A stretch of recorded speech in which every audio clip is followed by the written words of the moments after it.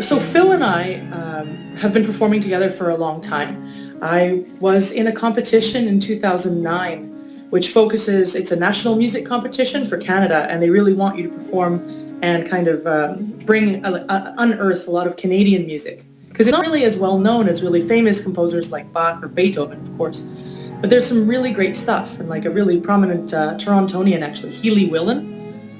He's one of Canada's great music founders in the Toronto scene. So it's we're playing a piece of his, and also by a new piece that was for that competition. Actually, just so a couple of Canadian works that competition was trying to get us to unearth and to perform. And I was the winner of that competition that year in 2009, which the prize included a cross-country tour. So I performed in 17 different cities across the country with Phil, the pianist on this album. And so we had a lot of fun doing that, visiting all different towns and university campuses across the country, performing this music. And since then, Phil and I have toured the Atlantic provinces. We've done lots of other little recitals and chamber concerts everywhere. And it's been a number of years. So we wanted to kind of capture everything that we've recorded. Some really famous works, like most people have heard of Claude Debussy, a composer. We performed his sonata. A great piece by, Czech or Bohemian composer named Leoš Janáček. It's an amazing piece of music, and it was written around the same time as Debussy's violin sonata. And then another one by Healy Willan, the Torontonian.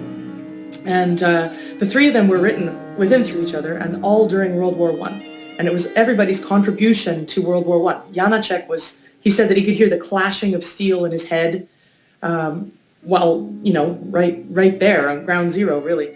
And Debussy was too sick to fight, but he really wanted to do something patriotic for his country, so he wrote a set of 6 pieces, with the violin sonata as one of them. And then Healy Willan, he was in Canada, he wasn't fighting, but he sounded like a really funny guy. There was this really great quote. He said, I'm Canadian by adoption, English by extraction, English by birth, and Scotch by absorption.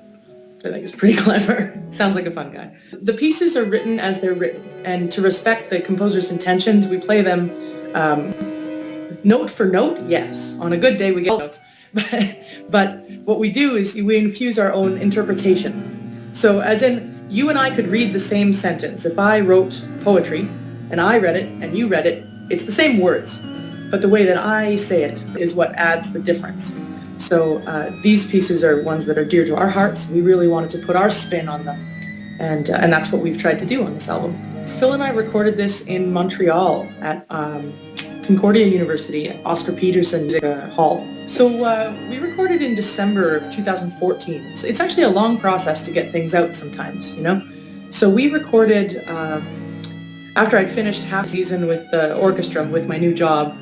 A bit tired right before Christmas, you know how it goes. But we got there and we had the studio for 3 days. So we would have probably about 6 hours a day that we would go in. The piano would be tuned every morning. And then we'd go and just start takes. And so my friend, he's a really great engineer, Jeremy Túsz. He is also, we know each other from Montreal. And I hired him to do this recording project because he actually records the Montreal Symphony a lot. Right now he's living in Milwaukee. He's the resident recording guy for the Milwaukee Symphony. And he has lots of Grammy nods and things like that, and certainly lots of Junos. He's worked on a lot of great recordings. So I'm honored to have him work on the project. So basically, we showed up. We had the studio for 3 days, 6 hours a day, as I mentioned. Piano would be freshly tuned in the morning, because by the time you really play on it, it goes out of tune every day. So we'd have to refresh it.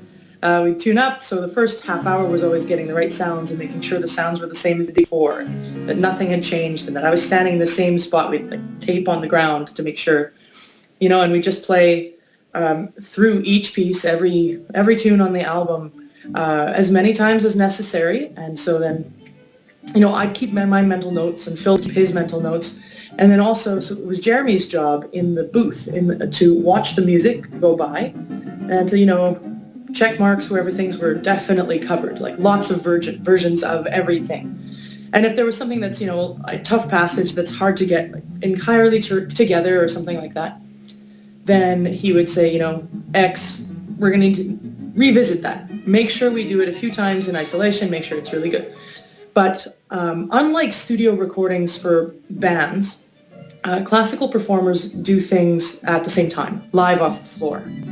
And so that makes editing much more, they can still do some pretty cool magic in terms of making takes seam together, but it's a really different process than from one that anyone that's recorded bands might know.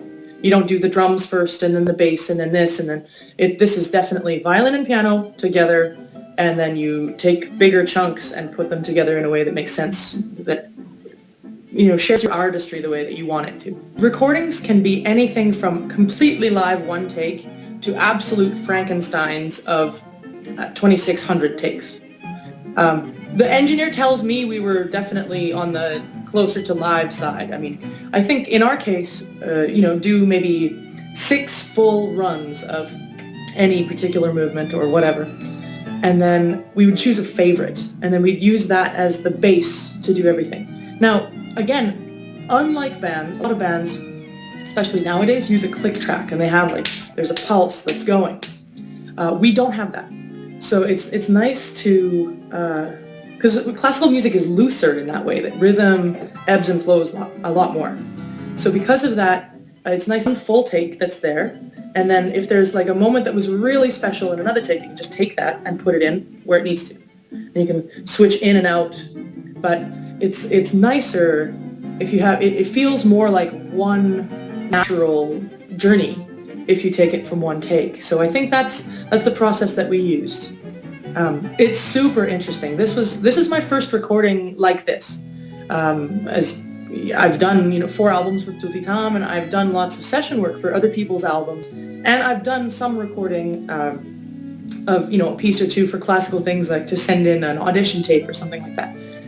But this, my project, from beginning to end, it was a little bit more careful and a little more special, and definitely the biggest scope that I've ever worked on. So, and that's why it took 2 years. We recorded it, and then there was a lot of listening back, and then, Jeremy also moved in that time, so he's sending me tracks from Milwaukee, and I'm saying, yeah, actually, I like that tempo better, or I like this take, or, actually, I think we should be going with this one, or whatever, that kind of thing. Back and forth until it was done. Definitely, there were moments, some things are super clear. You play, and then that one's clearly the best, and there's no question. And then there's another one, oh, that take's really nice. But this one's special in a different way. Okay, but this one has more of a relaxed feel. Oh, but this one's really going forward. So then you have to make decisions. You have to put together your most ideal performance. Because no performance is ever alike, right? So when I play it in Toronto on Sunday, it'll be very different than when I play it the next day in Ottawa. Or at least, well, not very different, but it won't be the same performance exactly. And so that's kind of the beauty about music, live music, is that it's not always the same. So when you choose something for an album, then you want it to be just right and represent your best version. But, you have to be pretty decisive for that, and I'm not always decisive, so there was a little back and forth sometimes, but most things were clear, because there was clearly a best version, so I was lucky that way. That's really interesting. That's another reason that I recorded this album when I did. Because I had this instrument on loan from the Canada Council Instrument Bank. So the Canada Council for the Arts is a really unique institution. Canada is one of the only countries in the world that has something like this, a bank, of really rare and valuable stringed instruments, violins and cellos. I know that some of the cellos are upwards of millions. It's a Stradivarius cello, and there are 3 Strad violin collection and other really valuable but less well-known name instrument makers. So I had one of these violins on loan for 3 years by a French violin maker called Jean-Baptiste Guillaume.